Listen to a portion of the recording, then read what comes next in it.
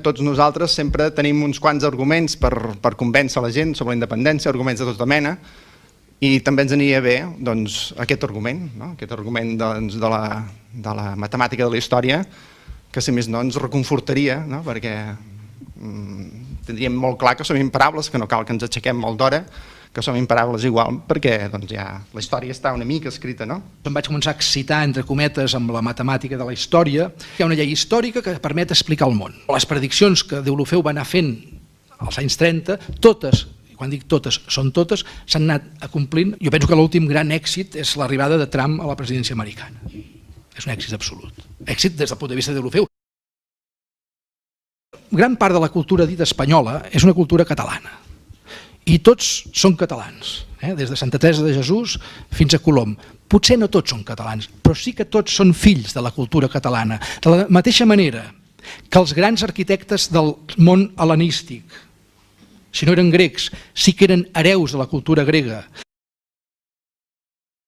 La cultura occidental no és ni francesa, originària, ni italiana, sinó que no passa res. O sigui, som els catalans, com diu ell, Catalunya és la mare de la cultura europea. Catalunya donarà al món el romànic, donarà al món els grans filòsofs. Els grans filòsofs europeus no són ni Descartes, ni Kant, ni Hegel. Els grans i primers filòsofs europeus són catalans. La primera música també és catalana, la primera pintura també és catalana. Tot el procés creador europeu neix a casa nostra. A Catalunya s'inventa el romànic, s'inventa la primera filosofia i s'inventa els grans pensadors medievals. Que s'estudiï Plató, Aristòtil, és una autèntica bestialitat, és un autèntic error.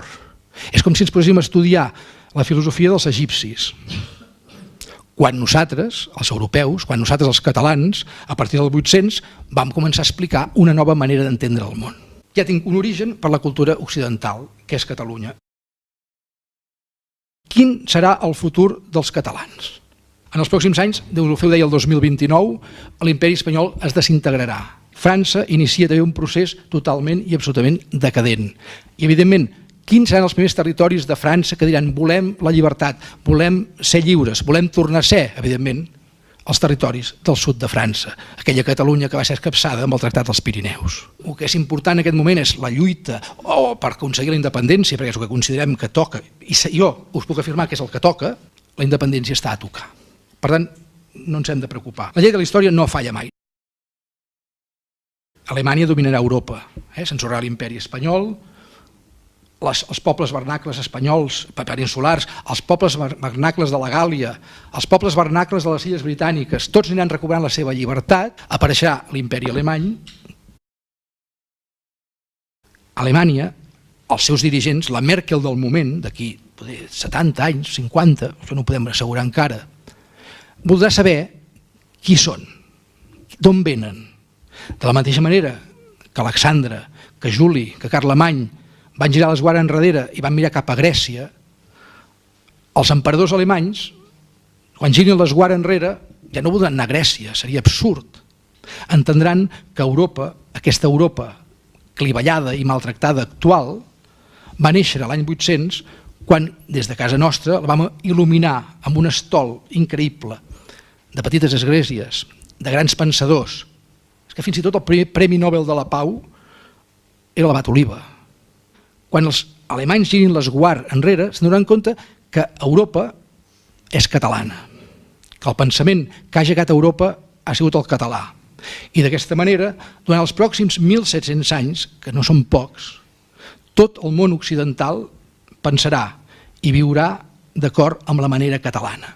Catalunya agafarà un protagonisme espectacular. Per tant, jo què li diria al president Puigdemont i a l'Assemblea i a tots aquells que batalleu pel país? Oblidem-nos de la raó econòmica, que això és una cosa molt primària. Què més ens dona si tindrem pensions o no les tindrem? Tal i fot. L'argument important que ha d'obrir els ulls al món és que Catalunya és la mare de la cultura europea i que el paper que tindrà Catalunya els pròxims 1.700 anys serà el mateix que han tingut els grecs en els últims 2000. I visca Catalunya i qui vulgui.